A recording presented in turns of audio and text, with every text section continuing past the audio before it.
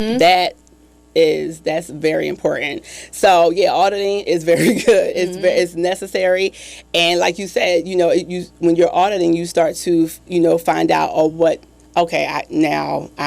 I need to do what they didn't do. Yeah. Not just stop what they did do. Right. But now I need to start putting in motion for the positive things that they didn't do. Yeah. You know what I'm saying? So that's all a part of the audit too. And in order to do that, and because I listen to a lot of Christian psychiatrists, I know in order to do that, that means that you have to step outside of your family. Yes. Because if you only continue to talk to people that have the same norm that you have, they're going to make you feel like, oh, you don't need to change. Oh, that's fine. But you need to talk to somebody that can see from the outside in, and sometimes that might be a professional. And again, this is something in the church that for a long time now the millennials, they're cool with it. They're cool with seeing my counselor and my therapy and all that. Yes. But the baby boomers and beyond, not so much. You know what I mean? I know about it.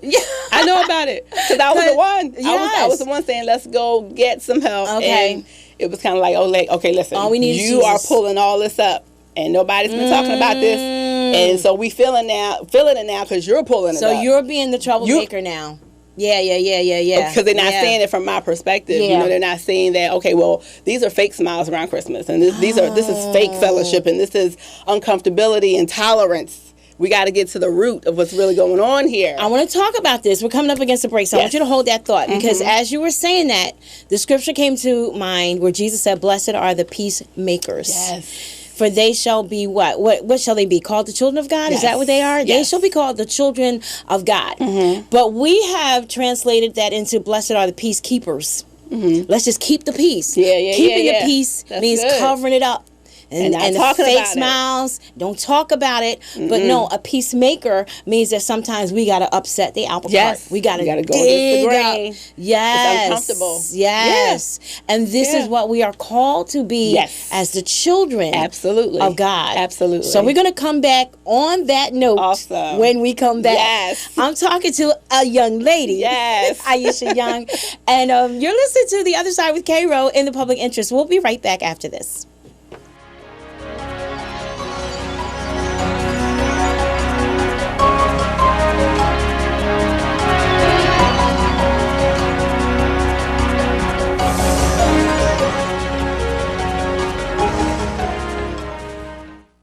Hi, my name is Ryan Bourne. And I'm Danica Bourne. And we're the owners of South Coast Tax. We started our company 10 years ago in an effort to help our fellow Christians experiencing tax issues resolve their matters by taking a simple 3-step approach. South Coast Tax are Christian-based tax accountants and attorneys that specialize in releasing bank levies, wage garnishments, and filing complex tax returns. We are the leaders in acceptance of offers and compromise with awesome results. We're also a small firm who will treat you like family, not just a number. Call us today at 1-800-TAX-1176 for a free consultation, and we'll take the time to explain all of the programs that you qualify for in order to allow you a fresh start. Proverbs 15:22 says, "Plans fail for lack of counsel, but with many advisors, they succeed." Call us today at 1-800-TAX-1176, and together we can help achieve this goal by putting the IRS debt behind you for good. Again, that number is 1-800-TAX-1176.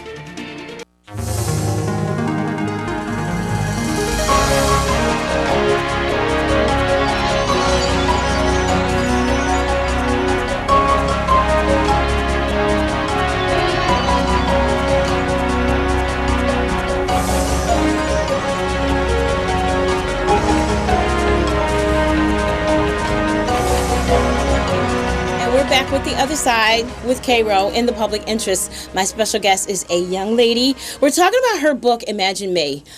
So many wonderful nuggets in this book. And we were talking about, right before the break, being a peacemaker and not a peacekeeper. And this is where we have really messed up in the body. Because I don't want to upset you. Right. I don't want to upset the family. I don't want to be seen as a troublemaker. Right. But sometimes, and Jesus even said, I came to bring a sword. You know what I mean? That sometimes we got to dig up this stuff at the root. Yes. So that we can have real peace. Absolutely. And not just this facade. Right. A false sense of peace. Yes. You don't want that. Yes. That's no good for nobody. So, yeah, so that's always important, that audit piece. And then I always go into the forgiveness piece. Mm-hmm. And that forgiveness piece is layers to forgiveness. Oh, my God. You know, you have to learn how to forgive yourself, right? You got to learn to forgive your past. So what are you forgiving yourself for? Oh, I've forgiven my dumb days, my shortcomings, Okay. all the things that I produced, the negativity that I produced. Yeah. Forgiving myself for not knowing any better. Forgiving myself for, repeating certain patterns of, negative cycles of dysfunctions that I just didn't even know about, that I wasn't aware of. Not beating myself up. That's where that regrets comes in. That whole And that's what I wanted to talk about. Condemning yourself and Yep. pointing the finger Yep. at yourself. And Yep. that's the enemy. That's why I want to talk about that, because a lot of people are stuck right there. Yes. They've done the audit. They've seen the messed up, jacked up family. Mm-hmm. They've seen my piece in it, but then they get stuck with, oh, I can't believe I did that. I did that, right. Why? Oh, I'm so Right. awful. How can God ever Right. use me? Right. And they get stuck right there. Right. And then that it trickles over into all of their relationships. Mm-hmm. That they see themselves as I don't want to use the word no good, but I can't think of anything better than that. So then they think everybody else sees them that Correct. way too. Correct. And so it's important for you to actually see yourself as God sees you. Yeah. So that's where that imagine me also comes in, Yeah. because it starts in your imagination. Yeah. Everything that he says in his word starts in your imagination. How he made the world, Yeah. how he framed the world started in his imagination. So you have to start there with understanding the best version of yourself Yeah. that he's created you to be. You have to start in your imagination. It starts in your mind. Either that's the devil's playground, or it's going to be, or your mind is going to be, Right. for God. Right. And in his glory. And so, definitely with that forgiveness piece, you have to forgive yourself for your dumb days, for all the things that you've produced. You have to stop beating yourself up. Then you have to forgive your ancestors. You have to forgive, all the negative patterns that they laid behind for you to repeat. You have to forgive them for their ignorance to truth and for their ignorance, for them tucking things under the rug. Yeah. You have to forgive them. You know what I'm saying? And then you Well, have... don't go on too fast. Yeah. So now, I do talk fast because how do you forgive somebody that is no longer with us? You mean deceased? Yes.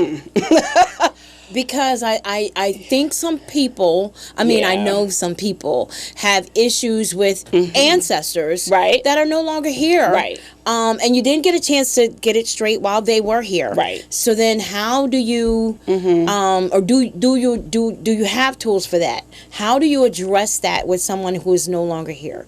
Because I know that you have to let that go. You have to. Before you can move on. You have to. And I know it probably sounds cliche-ish, but you have to give that over to God. You have to surrender that.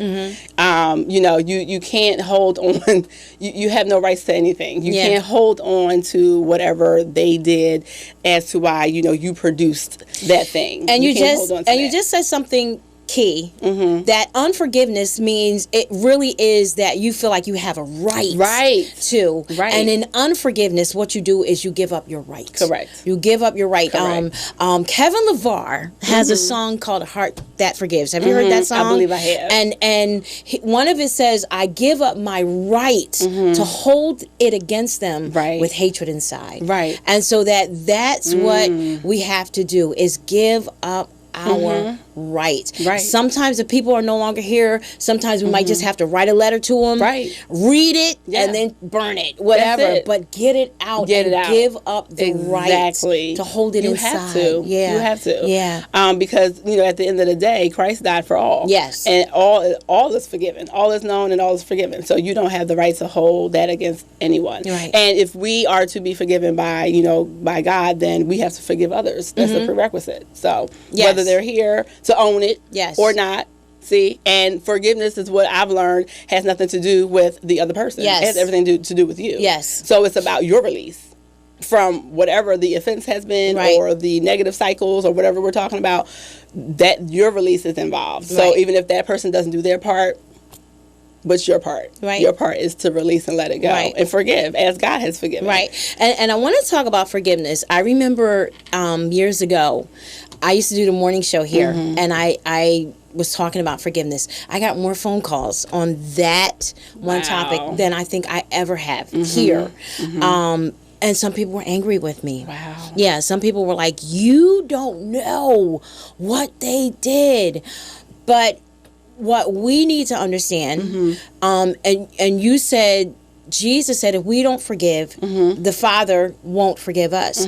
But the Bible actually says he can't. Right. He can't forgive us if we don't forgive. Now that doesn't mean that we're going to hell. I'm not saying that. But what I am saying is that we are stuck right at that point of unforgiveness. Yes. And I went to the Grand Canyon a couple of years ago, and I was trying to navigate my way. I wanted to get to a certain spot at the canyon because somebody told me that's the best site. Like if you get here, you can see it's the best site. And when you go to the map, they're not called maps. I forget what they're called. Those thingies, but they always say you are here. Right. You are here. And if you want to get there, you first have to know where you are. And some people in the body of Christ, think that they're there. But God is saying, no, you're here. You're still stuck at that place of unforgiveness. Because I can't forgive you and have you move on until you forgive. Right. Until you release it. And that's a process in itself. It is. Because then, you have to take ownership of how you feel. You have to be real about how you feel. Yes. And you have to be willing to go through whatever that process is in order to release it. Yeah. So sometimes that is that counselor or that therapy, that mentor.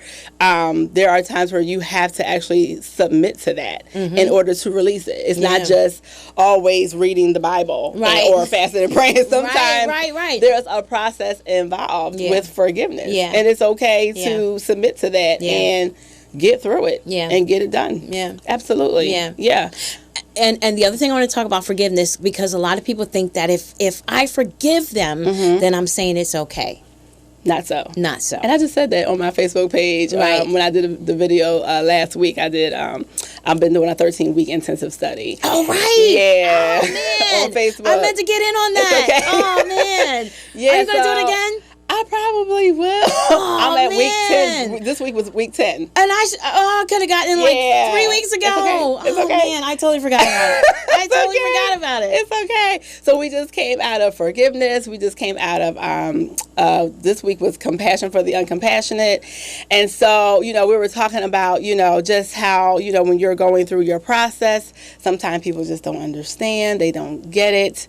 They just, they don't, it's uncomfortable for people to shift when you are on your new journey to breaking cycles of dysfunctions and you're no longer producing those negative things, and it's really uncomfortable for other people to forgive your past too, because they're stuck in their perception of whoever you've been, whatever you've been producing, and so it's a little hard now. It's inconvenient to now shift shift their narrative, to shift their thinking about you, to shift what they've been used to about you. It's hard for them to shift now, and so you have to have compassion for them. Oh, wow. So that's that point number 3 that I usually go to when I'm speaking out, is that compassion for the uncompassionate, for those who may choose not to understand your journey, who may choose to, be stuck where you were, because your brokenness is at times more convenient for other people. Your lack thereof is more convenient at times for other people. Yeah. You'd be surprised. I would have. Until recently, yeah. That people are used to you being where you've always been. And being that lesser version and of yourself. It makes them uncomfortable when you become into, so some people will celebrate with you. Right. Yeah. And some people will, I don't understand. Now you think you better than. Right. Yeah. You're on this new path. You're so enlightened Exactly. now. Exactly. Okay, we're coming up to another break. I want to talk more about this compassion thing, but I just want to make sure that we make this point that when we say forgiveness, we're not saying that what the other person did is okay. It's not saying that, but forgiveness is for you. It's not for them. Yeah, I have some more to share about that. Okay, so we'll share more about that. Absolutely. When we come back. Absolutely. You are listening to and watching The Other Side with K-Ro in the Public Interest. My guest is a young lady. We're talking about her book, Imagine Me. Get yourself a copy. It's really good. We'll be back after this.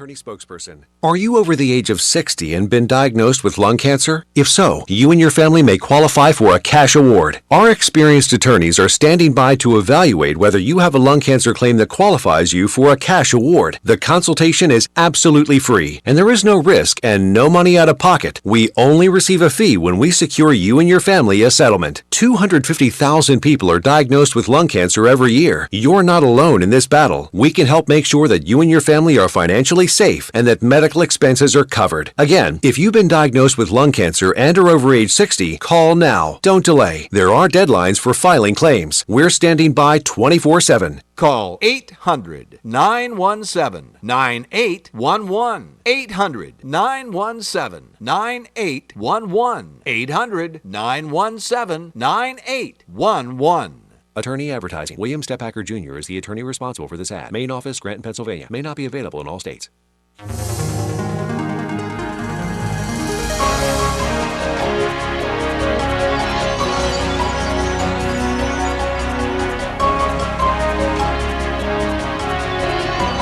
And we're back with In the Public Interest, The Other Side with K-Ro. My special guest is Aisha Young, a young lady. We're talking about her book, Imagine Me, and we were talking about forgiveness. Yes. You said you wanted to focus in on some other things. I just want to just read this because my eyes just kind of fell on this, and this is so key. God has done everything on His part to facilitate forgiveness for us. God is willing to forgive, not wanting anybody to perish, so that He's completely wiped away our sins. And Jesus said, as He has forgiven you, so ought you to forgive others. Yes, absolutely. You had mentioned a point on when you're just because you're forgiving others doesn't mean that they can just treat you any type of way. And so I that part of my book, what forgiveness looks like. Yes.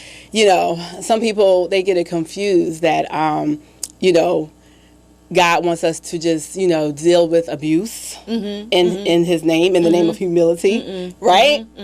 And you really have to, you know, it's okay. You really have to understand that it's okay to set boundaries. Yes. That first of all, God wants you to understand who you are to Him. So it's about honoring yourself. Yes. Also, so, you know, you're not supposed to be anyone's doormat, is what I usually tell people. Right. That's not what God called us to do in the name of humility. Right. When He's talking about that compassion component, the definition of compassion is really wanting to alleviate what people are going through. So you wanting to alleviate. So when you're trying to alleviate what somebody's going through, you're having compassion on what they're lacking because of how they're treating you.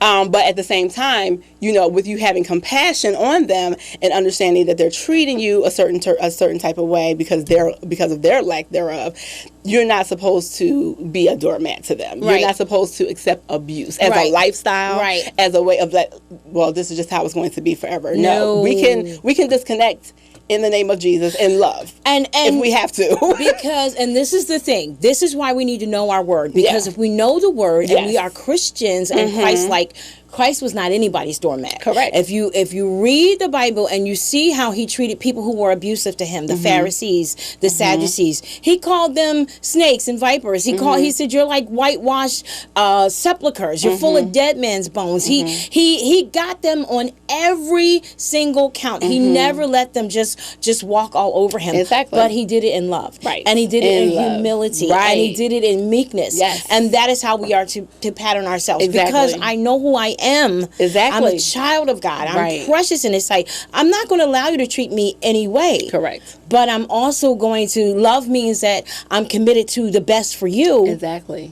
But not to the point where now you are abusive to me. Exactly. And even being able to, in that moment, I said on my video the other week, there are times where you have to step away when you're hurt from people. Yeah. And there are times, you know, when in that moment, God would allow you to seize that moment and actually speak into that person and say, you know what, you're better than what you just said to me, what you just did to me to hurt me, what you just produced. You're better than that. Wow. So it's amazing to get into that place in God where you can speak that in that moment to that person that's just hurt you, that just offended you, and you can actually be like, but that's not who you are. What you just said, that's not who you are. That hurt that you're putting out, that's from somewhere else. That's from another place. That's from another place, and I'm not going to receive that as you know. I'm not going to be offended about it. Yeah. You know, I understand where you're lacking. So that not to be judgmental, but to be compassionate. Right. And offense is a choice, and I'm glad you said that. I Absolutely. actually did some teaching about that. I think last year that offense is all about what we choose to allow. Yes. I can perception. only be offended if I allow myself Yes. to be offended. Yes. You know what I mean? Like, oh wow, what you said was really hurt my feelings, but Yeah. I can choose to let that go. You choose to let it go. Or I can choose That's to hold true. on to That's it true. and hold a grudge. And, That's true. But the other thing I want to point out about forgiveness is that forgiveness is not reconciliation. Right. That's two different things. Two different Reconciliation takes two people. Exactly. Forgiveness only takes one. Exactly. So that- forgiveness, like we said before, is not about the other person. Right. It's about you releasing Right. that offense and you being free from that offense. So yeah, reconciliation is completely different.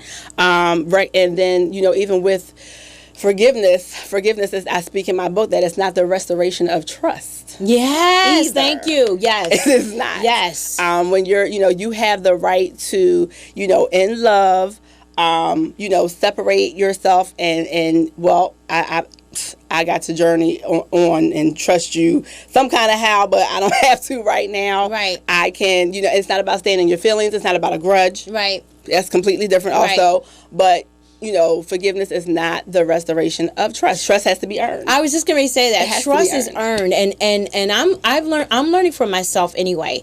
That I automatically trust people off the bat. I automatically will trust people. I automatically just think the best of people, especially if you tell me you love God. As we should. You know what I mean? I As we automatically should. expect. Yes.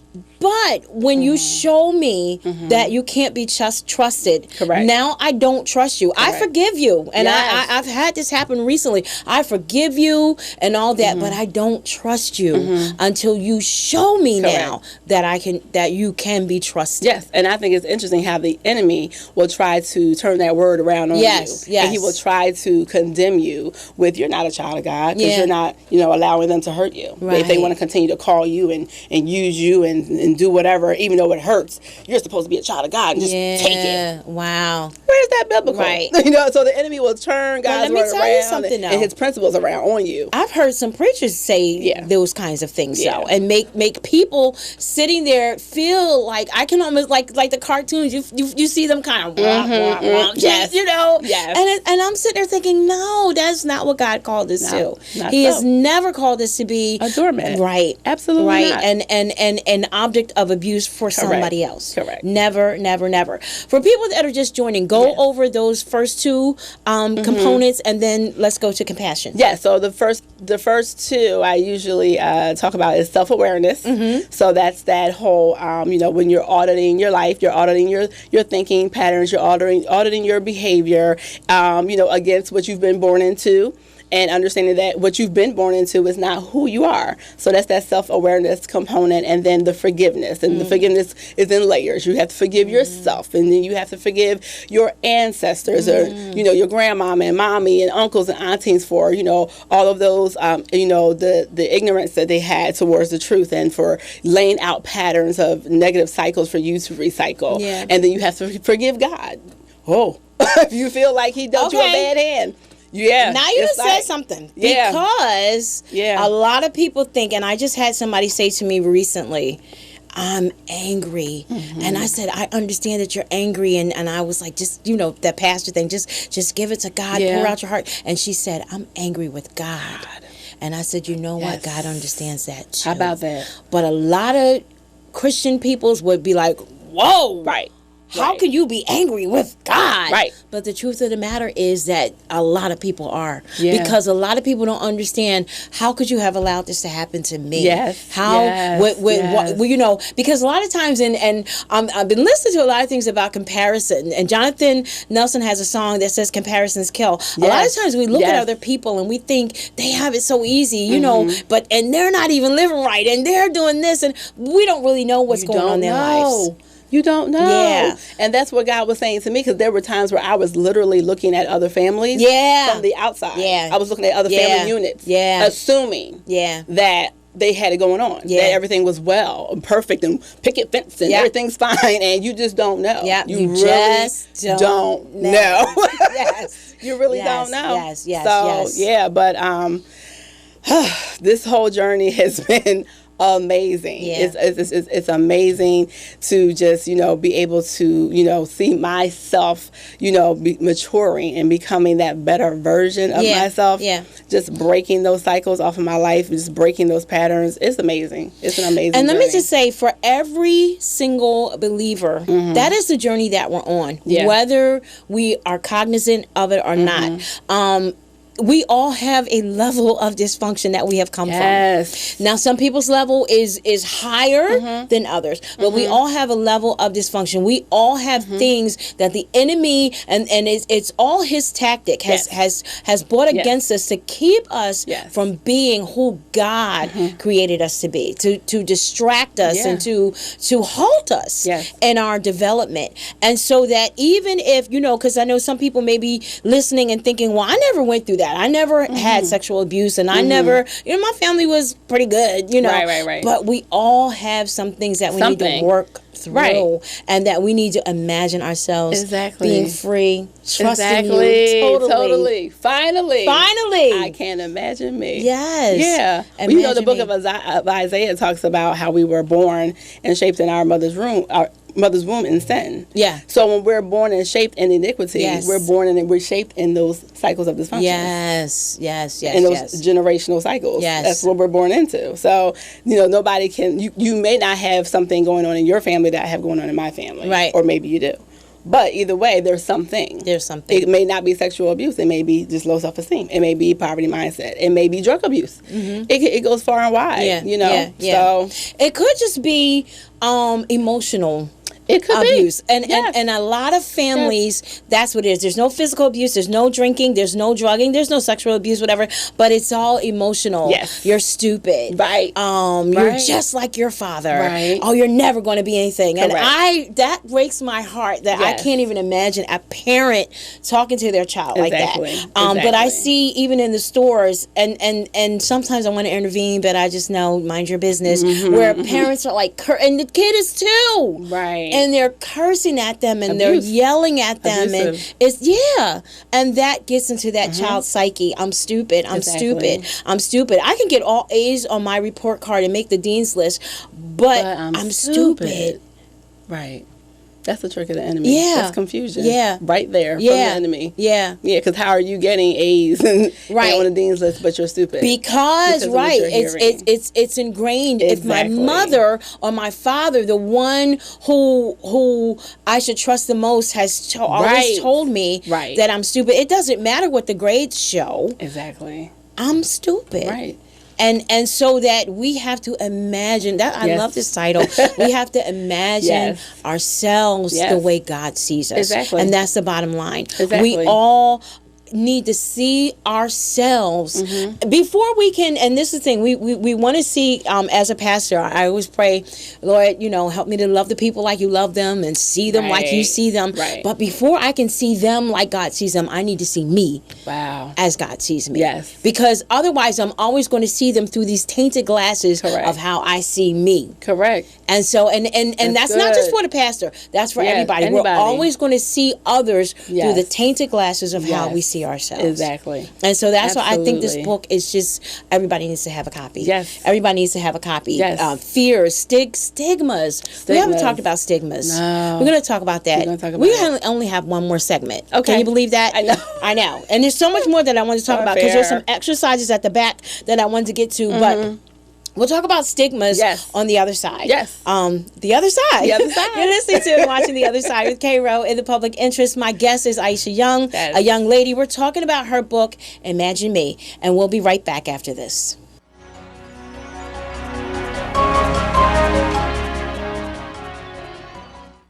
There's no better time to save on Tempur-Pedic than during Mattress Firm's Black Friday sale. Save up to $600 on select Tempur-Pedic adjustable mattress sets. Plus, get $300 in bonus cash. Good toward your choice of sleep accessories. No one has more Tempur-Pedic than Mattress Firm. Don't wait. Take home the most highly recommended bed in America. Feel the comfort of Tempur-Pedic yourself at Mattress Firm. Offer valid with qualifying purchase. Restrictions apply. Valid at participating locations only. For offer details, visit mattressfirm.com/Tempur-Pedic. Need a truck to move? Let Justin's Rental of Selman's BP save the day. Justin's has the right trucks for all commercial and residential moves. Justin's has the moving supplies and boxes available. Justin's Rental at Selman's BP has everything you need for your move at affordable prices, featuring the best in pickup trucks, 10 and 15-foot box trucks, and vans. Justin's Rental at Selman's BP is located at 2596 South Broad Street, across from the McDonald's in Hamilton. For your rental truck needs, call 609-888-3327. That's 609-888-3327. Justin's Rental at Selman's BP. If you are moving, we have the trucks to meet your moving needs.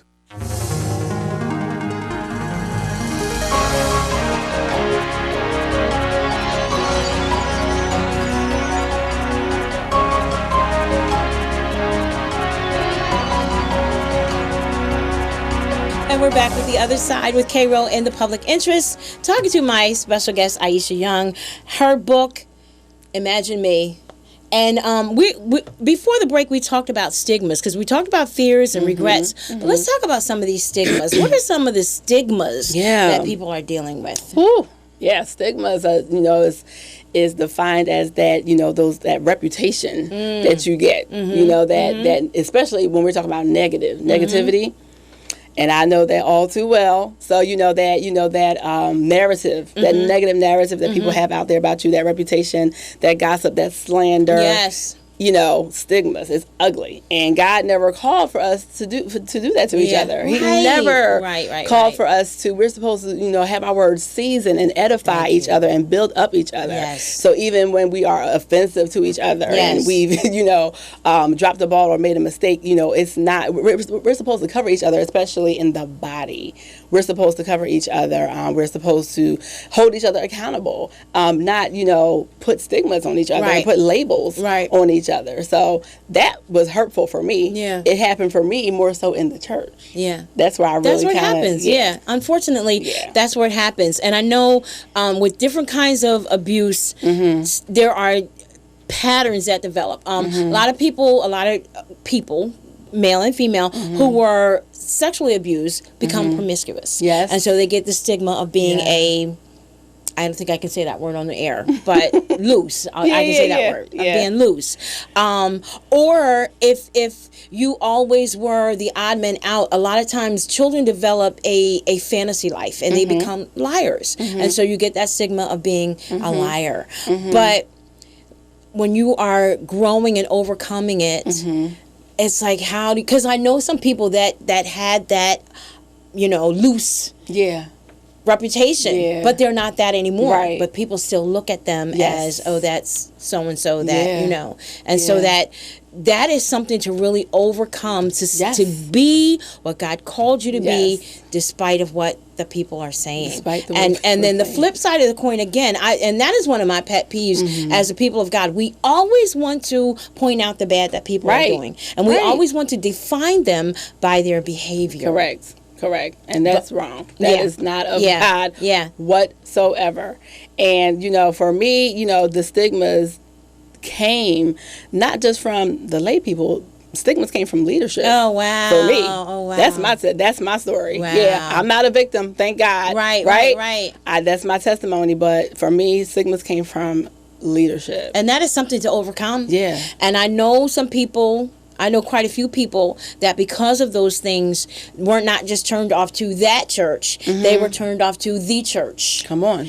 And they're like, I'm never going back to church. And I thank God that wasn't my story. Yeah. You know what I'm saying? Yeah. I'm telling you, I thank God that this whole journey for me has been just different. Like God has really had his hand on me. And it may sound cliche-ish, but it's like, how I always try to figure out, how did I not end up like some other people in my family that are kind of stuck still, and they're just really not able to, get on this journey to breaking cycles of dysfunctions. How did I get to a point where I went through the church hurt, but I wasn't one of the ones that left? Right. I'm always questioning that in my mind, and I'm grateful for God's grace. Well, I have a simple answer, right? And again, because God chose you. Yeah. I mean, that's the simple answer. Because God chose you. Yeah. Because God chose you. Yeah. And that leads me to the next thing that you talk about in the book, because we only have a few minutes left. Yes. You talk about your testimony. Yes. You talk about overcoming by the words of your testimony. Yes. Not your life. Right. chapter. Yeah. Yes. Yeah. And so we started off talking about the secrets. And I forget who said it, but that we're only as sick as our deepest secret. Yes. That not only are we overcoming and made free by telling it, Exactly. giving the testimony, we're Exactly. helping to free other people. Exactly. So yeah, I've been through low self-esteem, insecurities, relationship sabotage. You know, Wow. I was raised in the church. I was a good girl for the most part. So I wasn't perfect, Right. but I had a lot of relational issues. I just kept sabotaging relationships. You know, even people that were not supposed to be in my life, and also people that, you know, were supposed to be in my life. I just kept sabotaging relationships because I didn't know who I was. I was insecure. You know, I had low self-esteem. That was a generational cycle that I didn't understand at the time. And, you know, I just ran rampant with it. It's just one relationship after the next, whether it was a male or whether it was a female, you know, and I came to understand that people didn't know how to deal with my pain. They didn't know how to discern what was going on with me. They didn't understand what to do with it, with my pain. And that's how you have hurt people that hurt people. Yeah, But then people don't even in leadership. They don't know who they are sometimes. No, I don't care about your title and all that stuff. Yeah. Sometimes they don't know who they are. Yeah. They're still dealing with unresolved things. And then they come in contact with Absolutely. you, me, Yeah. and okay, well, what do you do with this? And you're hurting that person Yeah. based off the fact that because you're not healed within yourself. Yeah. So hurt people hurt people. Yeah. Yeah. So it's real in the body. Yeah, it the is real in body. the body. And I said this before, but, well, I won't say that. But I'll just say this. I think that people who are in ministry, who are in leadership, that everybody should see at least one counselor, one counseling session, absolutely. and then let that counselor tell you whether or not you need some more. Yeah. Because we all, like I said, we all got something. Right. We all have something, Right. and for me, it wasn't until I went to nursing school and I started taking psychology and sociology that I was like, oh, okay, now I'm starting to understand some of these things. But a lot of people never get that exposure, and so that they think that what has going on in their life is normal, and this is just the way to act. This is the way leadership is, and and I've It's just the way seen so I am. much. You know, this is just me. Yeah. Okay. Yeah. Break that. So now Break we're that. talking about breaking these cycles. Yes. I don't want to neglect the part of prayer. Yes. Because you have a prayer at the end of breaking generational or bloodline curses. Just talk about the importance of prayer. Yes. Listen, it's a serious warfare it involves. And that's part of the work. Yes. That a lot of people don't want to deal with, because when you are adamant about breaking cycles of dysfunction off your life, the enemy is coming after you. Yes. Period. Absolutely. Yes. Period. So you have to stay in your words. You have to stay in God's presence, and you have to fight. You have to war. Yeah. You have to, the Bible teaches us that, God teaches our hands to war and our fingers to fight. Yeah. And so, you have to be in warfare mode at all times. You have to, learn how to take authority. Yes. Learn the dominion and the authority that you have in the earth and walk in it. And you gotta actually press in and be adamant about it. Yeah. And you have to fight off the enemy at all times. You have to claim your dominion. Right. And the key is you have to do it. Your participation. You have to do it. The pastor can't do it for you. The ministers can't do it for you. You have to do it. Prayer is a mighty weapon. Yes. And so that, yes, we talked about counseling. Yes, we talked about talking. Yes, we talked about mentorship. Yes. But with all of those components, prayer goes right along with each and every one of them. And none of those will work without prayer. Yes. That's the thing. Yes. When you take God out of anything, it's perverted. Yes. So forget about it.